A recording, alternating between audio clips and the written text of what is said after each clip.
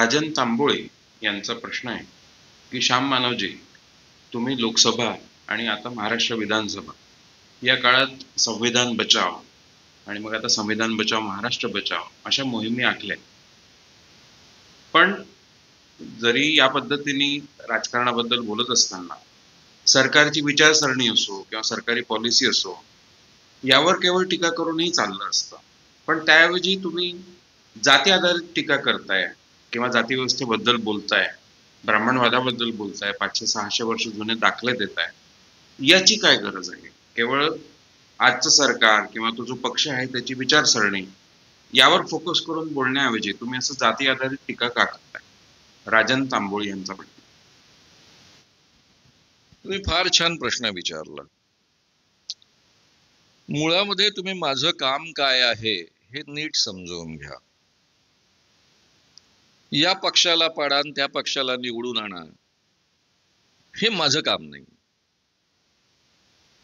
मी इमर्जन्सीमध्ये जेलमध्ये गेल्यानंतर जेव्हा जनता पार्टीला निवडून आणण्यासाठी दणकून प्रचार केला त्यावेळेस तो या देशामधली लोकशाही वाचवण्याचा मुद्दा होता, अभिव्यक्ती स्वातंत्र्य वाचवण्याचा मुद्दा होता. आणि खरं म्हणजे इंदिरा गांधींनी काही घटनेचं उल्लंघन केलेलं नव्हतं. ऑलरेडी राज्यघटनेमध्येच इंटरनल इमर्जन्सीची सोय करून ठेवली होती. त्या सोयीचा त्यांनी आमच्या दृष्टीनं गैरवापर केलेला होता. त्यांच्या दृष्टीनं किंवा काही लोकांना अजूनही वाटतं की त्यांनी जो निर्णय घेतला होता तो चुकीचा नव्हता आणि म्हणून त्याला आम्ही दणकून विरोध केला. पण आज मुद्दा त्यापेक्षा अनेक पटीनं गंभीर आहे. मी 43 वर्ष अंधश्रद्धेचं काम करतो आहे आणि जवळपास 53 वर्ष 54 वर्ष मी सामाजिक क्षेत्रामध्ये काम करतो आहे. इतक्या माझ्या दीर्घ आयुष्यामध्ये चातुर्वर्ण्याचं समर्थन करणारी माणसं मला कधी सापडली नव्हती. मी तरुण भारतामध्ये काम केलेलं आहे, RSSच्या आणि जनसंघाच्या लोकांसोबत काम केलेलं आहे. खाजगी बोलण्यामध्ये आमच्या अनेक चर्चा व्हायच्या, पण एकाही जनसंघाच्या त्यावेळेसच्या किंवा एकाही RSSच्या माणसाला चातुर्वर्ण्याचं समर्थन करताना मी पाहिलं नव्हतं किंवा अस्पृश्यतेचं समर्थन करताना मी पाहिलं नव्हतं. मागो वैद्य माझे संपादक, ज्यांच्या तरुण भारताचे संपादक, ज्यांच्या हाताखाली मी पत्रकार म्हणून सुरुवात केली आणि शिकली पत्रकारिता, ते सत्य लिहिण्याबाबत अत्यंत आग्रही होते. वाटेल ते झालं तरी पत्रकारांनी आपलं सत्य सोडता कामा नये आणि प्रखरपणे आपल्या सत्याची मांडणी केली पाहिजे, आपल्या विचारधारेवर अटूट राहिलं पाहिजे, याबाबत ते अतिशय ठाम होते. दुसरे संपादक जे होते मागो वैद्य सोबत दिबा घुमरे, तेही याबाबत ठाम होते. या दोघांचा माझ्या जीवनावर खूप परिणाम आहे, पण दोघंही RSSच्या विचारधारेचे होते. पुढे जाऊन हे बाबूराव वैद्य म्हणजे मागो वैद्य हे तर RSSचे बौद्धिक प्रमुख राहिलेले आहे पूर्ण देशाचे. पण जोपर्यंत माझा त्यांच्यासोबतचा संपर्क होता, सहवास होता, आणि तो केवळ मी 4 वर्ष तरुण भारताशी अटॅच होतो तोपर्यंत नव्हता. मी माझी ही संपूर्ण चळवळ चालवत असताना जेव्हा जेव्हा मला वेळ मिळत असे तेव्हा तेव्हा तरुण भारतामध्ये जाऊन त्यांच्याशी बोलत असे, त्यांच्यापर्यंत माहिती पोहोचवत असे की माझं काय सुरू आहे. आणि मी कधीही त्यांना चातुर्वर्ण्याचं समर्थन करताना ऐकलेलं नाही, मनुस्मृतीचं समर्थन करताना ऐकलेलं नाही. किंवा मी जेवढे अग्रलेख या दोघांचेही वाचले त्यात मनुस्मृतीचं आणि चातुर्वर्ण्याचं समर्थन करताना मी कधी वाचलेलं नाही. माझ्या परिसंवादांमध्ये म्हणजे श्रद्धा आणि अंधश्रद्धा, अध्यात्म आणि विज्ञान, हे 2 परिसंवाद मोठ्या प्रमाणावर नागपूरमध्ये आयोजित करण्यात आले होते. एक परिसंवाद 2 दिवस चालत होता. पहिल्या दिवशी 6 लोक एका बाजूने, दुसऱ्या दिवशी 6 लोक दुसऱ्या बाजूने श्रद्धा आणि अंधश्रद्धा परिसंवाद पार पडला. अध्यात्म आणि विज्ञान तिथून जवळपास 1 वर्षानंतर पार पडला. त्यामध्ये पहिल्या बाजूने 6 लोक, दुसऱ्या बाजूने 6 लोक आणि हे दोन्ही संपादक दोन्ही वेळेस पहिल्या बाजूने बोललेले आहेत. पण कुठेही त्यांनी चातुर्वर्ण्याचं, मनुस्मृतीचं, अंधश्रद्धांचं समर्थन केलं नाही. तर हाही अनुभव राहिलेला आहे. पण आजच्या काळामध्ये धर्मसंसदांच्या नावाखाली ज्या पद्धतीची मांडणी व्हायला लागली, ब्राह्मणी वर्चस्वाचं स्तोम वाजवायला लागले, किंवा एखादा धीरेंद्र कृष्ण महाराज नागपूरमध्ये येतो आणि तो जाहीररित्या आवाहन करतो की आप मुझे साथ दो, मैं आपको हिंदू राष्ट्र दूंगा. बाकी अंधश्रद्धेच्या क्षेत्रात काय ते त्यांना बोलतच नाही मी आता. आणि अशा माणसाचा एक व्हिडिओ आम्ही सगळ्यांच्या लक्षात आणून देतो. हमें छुओ मत, हम ब्राह्मण हैं, तुम अछूत हो, हमें छुओ मत.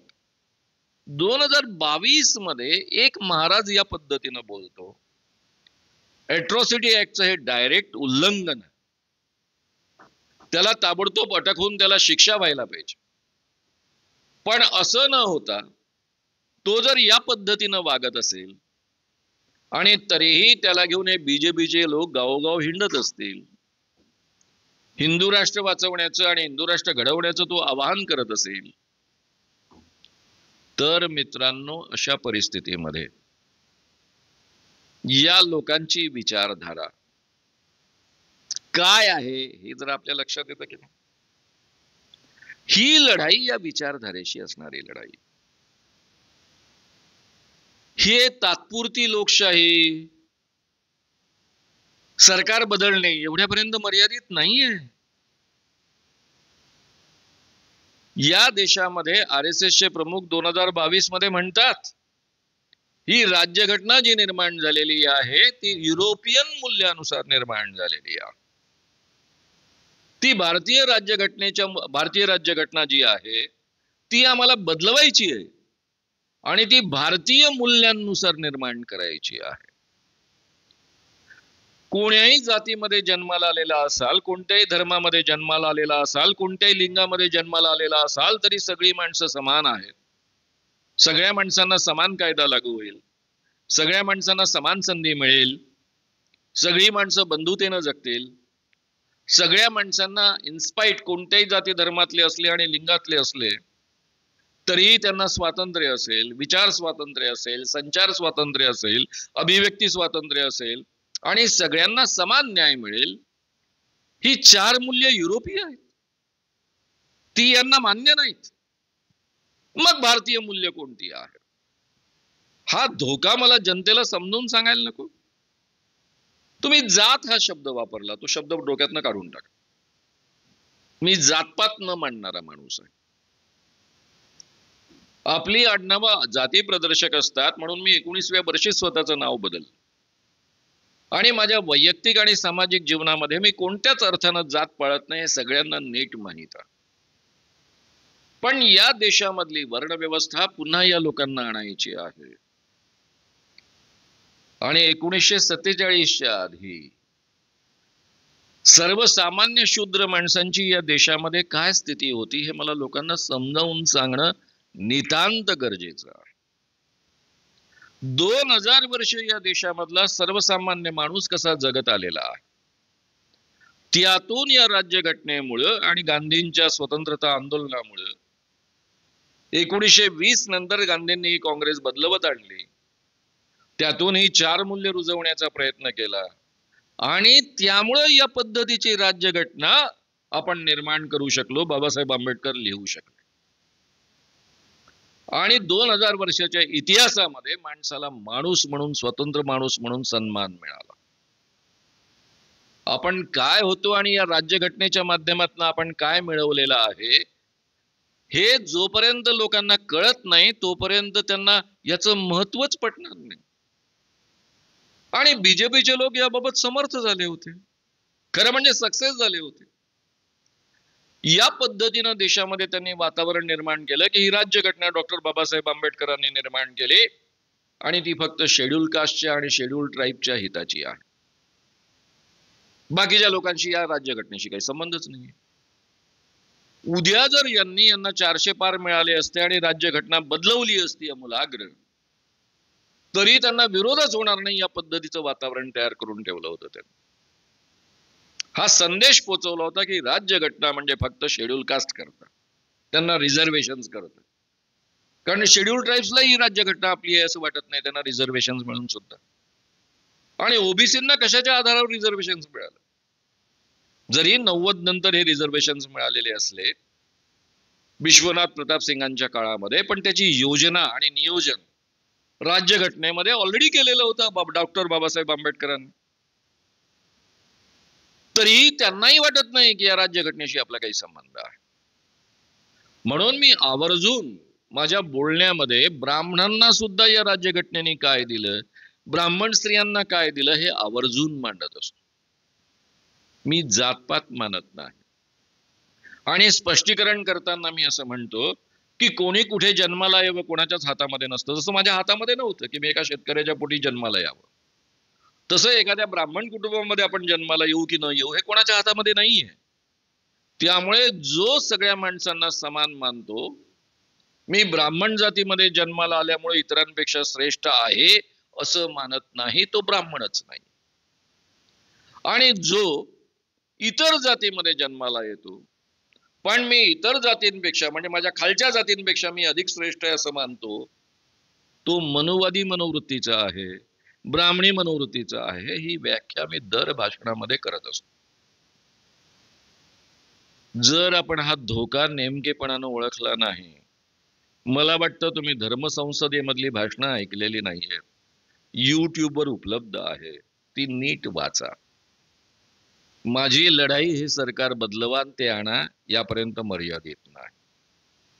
माणसाला माणूस म्हणून जो अधिकार या राज्यघटनेमुळे मिळालेला आहे, तो अधिकार कायम ठेवणं हे आपलं कर्तव्य आहे. 2000 वर्षांच्या प्रयत्नानंतर या देशामधल्या माणसांना हे मिळालेलं आहे. आणि त्यांनी कोणत्याही अभिलाषेपोटी किंवा कोणत्याही भीतीपोटी हे गमावता कामा नये. आणि म्हणून त्यांना जागरूक करण्याचा मी प्रयत्न करतो आहे. आपण माणूस आहोत हे सांगण्याचा प्रयत्न करतो आहोत. माणूस म्हणून आपण जगलं पाहिजे हे सांगण्याचा प्रयत्न करतो आहोत. या 4 मूल्यांसोबत आपली लोकशाही असेल तेव्हाच हे शक्य आहे. नाही तर पुन्हा काळाची चक्र उलटी फिरवली जाऊ शकतात. तालिबाननी ती अफगाणिस्तानमध्ये फिरवलेली आहे. आणि इसिसने, हे जे मुस्लिम संघटन आहे, तिने ते इराक पुढारलेलं होतं, प्रगतिशील होतं. त्या परिसरामध्ये इसिसचा फैलाव झाला. त्यांनी स्वतःचं राज्य निर्माण केलं. म्हणजे काळाची चक्र उलटी फिरवली जाऊ शकतं. मला आश्चर्य वाटतं आजच्या काळामध्ये कोणी मनुस्मृतीचं समर्थन करतं, चातुर्वर्ण्याचं समर्थन करतं. आणि एखादा बाबा या पद्धतीनं हमें छुओ मत, तुम अछूत हो, हम ब्राह्मण है असं जाहीररित्या प्रसिद्धी माध्यमांसमोर बोलतो. शेकडो कॅमेरे लागलेले असतात, हजारो लोक समोर असतात.